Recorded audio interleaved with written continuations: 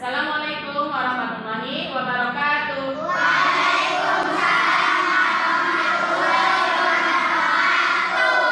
Ya, kembali lagi pembelajaran hari ini dengan tema kisah Sa'labah. Siapa yang sudah tahu kisah tentang Sa'labah?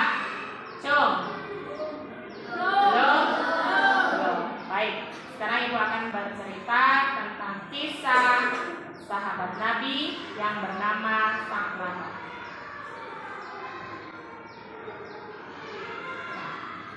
Di sini Sa'labah sahabat Rasulullah yang miskin.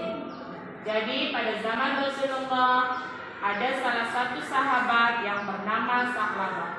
Suatu hari seperti biasa Rasulullah dengan para sahabat umat muslim sholat berjamaah di masjid. Namun pada suatu hari Rasulullah melihat di belakang makmum itu ada seorang sahabat yang selama ini tidak pernah absen untuk melaksanakan sholat. Selama 5 waktu Sa'labah ini selalu melaksanakan sholat berjamaah. Namun suatu ketika setelah selesai sholat, tiba-tiba Sa'labah langsung pergi meninggalkan jamaah. Padahal pada saat itu Rasulullah sedang berzikir. Kemudian Sa'labah ditegur oleh Rasulullah, dipanggil oleh Rasulullah. Hei Sa'labah, kamu ngapain? Kamu mau kemana? Kok buru-buru? Katanya seperti itu. Kemudian kata Sa'labah, dia tidak bisa menjawab. Kemudian kata Rasulullah, kau buru-buru sekali meninggalkan masjid seperti orang munafik saja. Kemudian Sa'labah berhenti dan menghampiri Rasulullah. Dengan malu-malu Sa'labah itu bercerita apa adanya kepada Rasulullah. Ya Rasul, saya terburu-buru, tergesa-gesa bukan karena saya tidak cinta dengan masjid. Bukan saya tidak mau berzikir dan berdoa denganmu ya Rasul.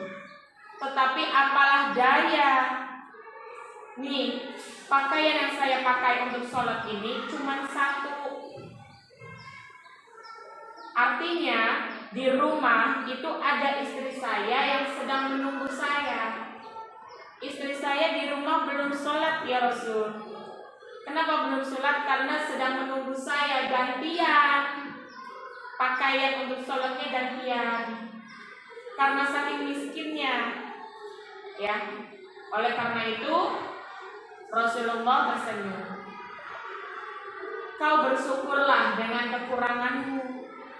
Dengan begitu engkau tidak akan menjadi orang yang kufur. Tetapi Sa'labah ini mencoba mengatakan kepada Rasul, ya Rasul, engkau kan dekat dengan Tuhan, dekat dengan Allah. Apapun yang engkau minta, pasti Allah akan kabulkan. Berdoalah untuk saya ya Rasul. Kemudian kata Rasul, senyum. Sudahlah Sa'labah, terima saja apa yang sudah Allah berikan kepadamu. Sesungguhnya kalau Allah memberikan kekayaan kepadamu, dikhawatirkan engkau akan menjadi orang yang kufur nikmat. Allah memang akan mengabulkan doa-doaku. Bahkan jika aku ingin meminta kepada Allah untuk menjadikan gunung itu berubah menjadi emas, maka Allah pasti akan mengabulkannya. Tetapi bagaimana kalau seandainya iya benar gunung itu akan menjadi emas? Maka orang-orang di sini akan sibuk mencari, menggali gunung emas tersebut.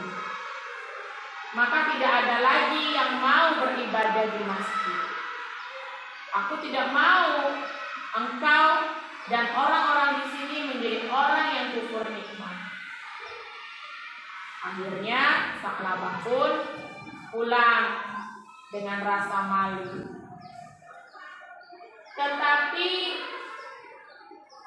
Sa'labah itu sudah capek, sudah bosan rupanya menjadi orang miskin, sehingga di dalam hatinya dia itu menggebu-gebu, ya, balik lagi menemui Rasulullah. Ya Rasul, tolonglah doakan saya agar menjadi orang kaya. Rasul pun senyum. Buat apa? Kalau kamu menjadi orang kaya, maka khawatir kamu akan menjadi kufur nikmat. Sa'labah kemudian senyum lagi. Saya mengerti Rasul tidak mau berdoa untuk saya karena khawatir saya menjadi orang yang kufur nikmat. Tetapi saya tidak seburuk itu, kata Sa'labah. Malah kalau saya menjadi orang kaya, maka akan saya gunakan harta saya untuk kepentingan agama Islam. Akhirnya Sa'labah pun pulang. Tetapi pada malam hari, keinginan untuk menjadi orang kaya semakin menggebu-gebu, semakin ingin sekali, karena dia udah benar-benar lelah menjadi orang yang sangat miskin. Lelah dia, pengen menjadi orang kaya. Akhirnya keesokan harinya Sa'labah pun kembali bertemu dengan Rasulullah. Kemudian Sa'labah merayu, meminta kepada Rasulullah, ya Rasul, aku menghadapmu lagi. Ini meminta doaku agar aku menjadi orang yang kaya. Mintalah kepada Allah untuk membantu menjadi orang yang kaya. Karena Sa'labah itu sudah berkali-kali meminta kepada Rasulullah, akhirnya Rasulullah pun tidak kuasa untuk menolaknya lagi, tidak enak untuk menolaknya lagi.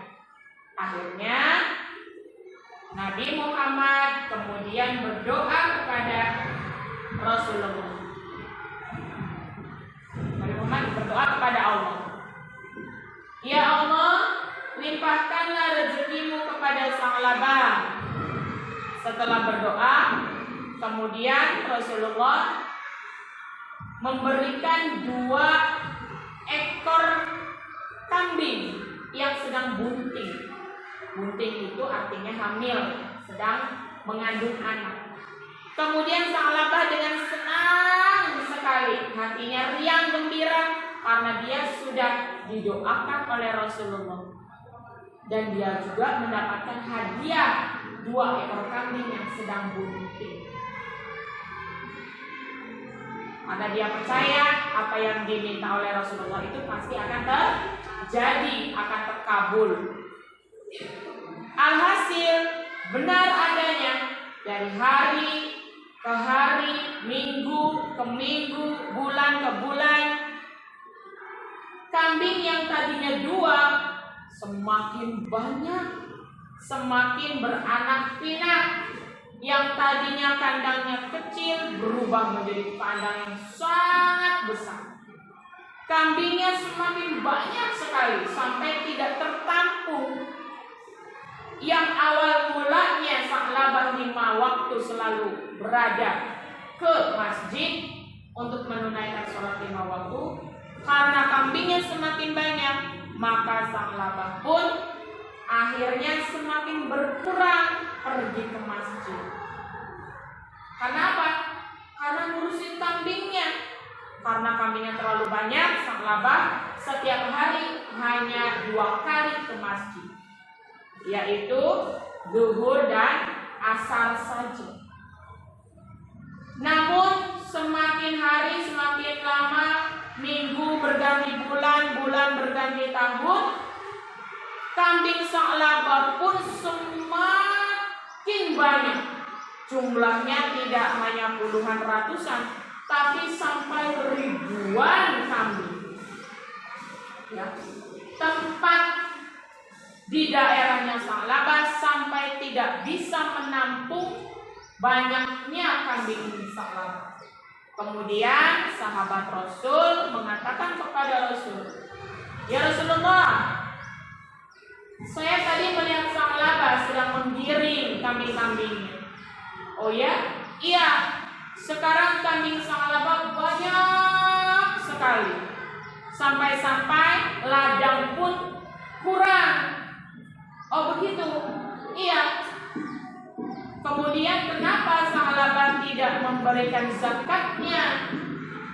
"Coba sekarang aku utus 2 orang untuk menanyakan kepada Sa'labah, meminta zakat atas nama Sa'labah dari hartanya." Kemudian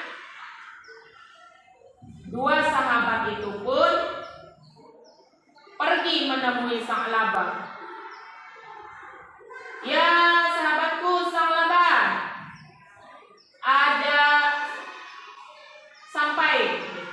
ada permintaan nih dari Rasulullah. Ya.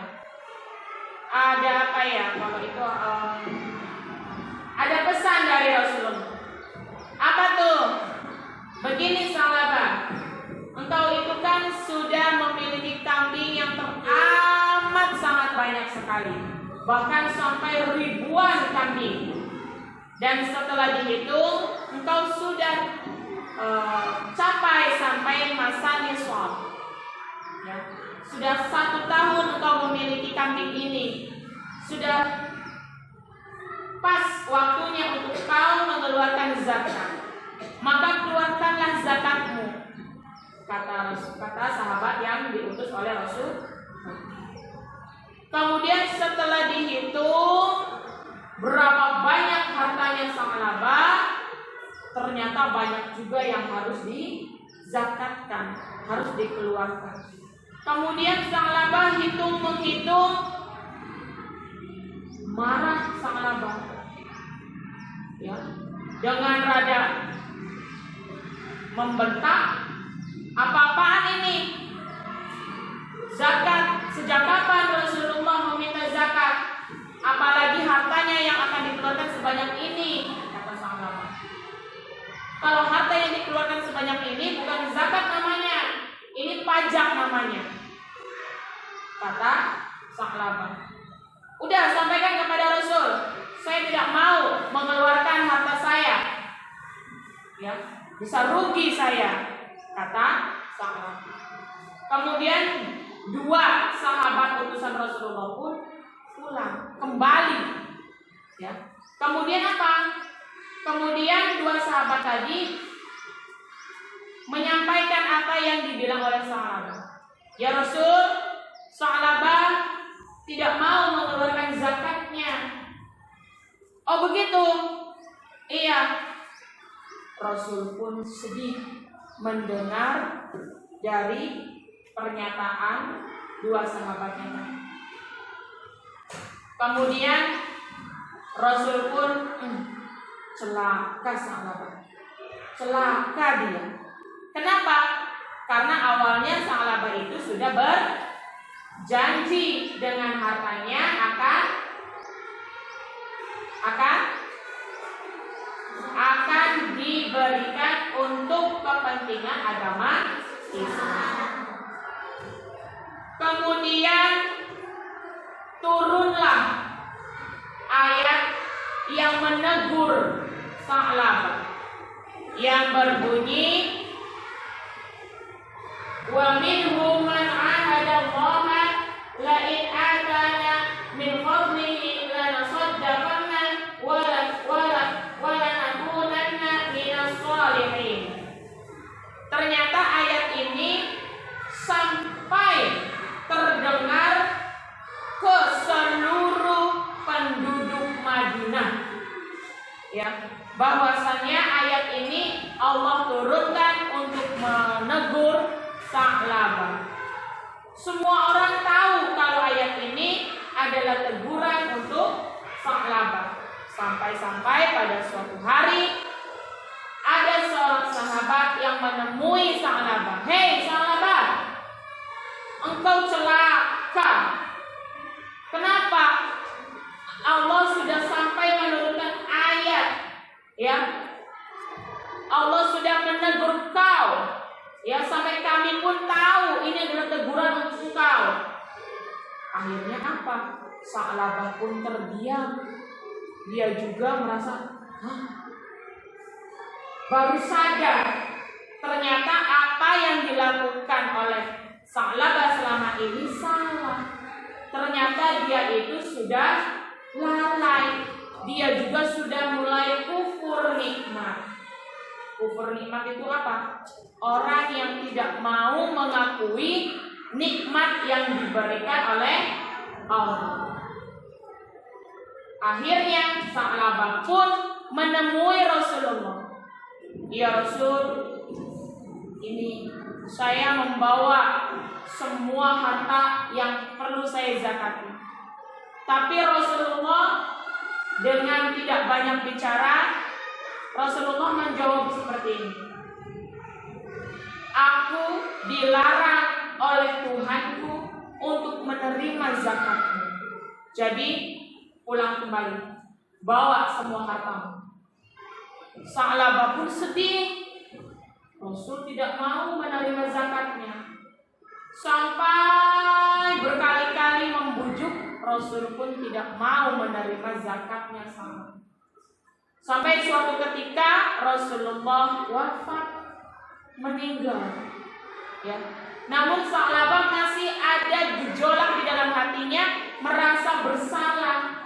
Akhirnya pada saat kekhalifahan Abu Bakar sampai kepada Khalifah Utsman, berusaha untuk terus menyerahkan zakatnya. Namun sahabat Rasulullah yang bernama Abu Bakar sampai kepada Utsman bin Affan pun tidak mau menerima zakatnya Sa'labah.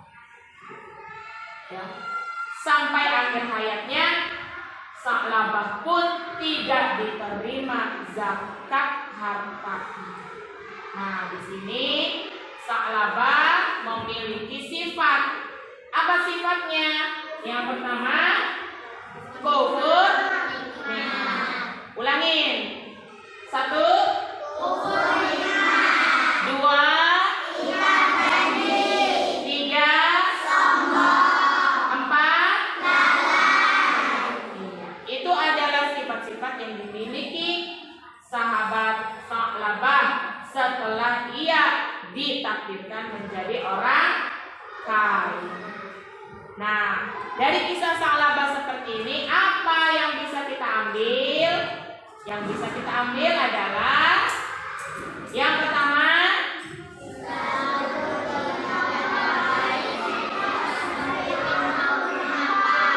yang kedua, yang ketiga,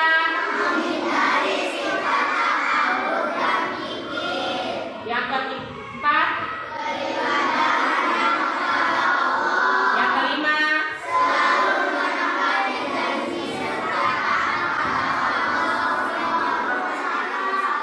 yang ke itu adalah kisah dari sahabat Sa'labah, ya. Seorang Sa'labah sahabat Nabi Muhammad yang miskin. Kemudian Sa'labah meminta didoakan oleh Rasulullah untuk menjadi orang kaya. Setelah itu Sa'labah menjadi orang kaya. Namun setelah kaya, Sa'labah ikat janji. Akhirnya Sa'labah menjadi bangkrut. Sifat yang dimiliki Sa'labah setelah menjadi kaya: 1, kufur nikmat. 2, ingkar janji. 3, sombong. 4, lalai. Ya. A+ buat Putri.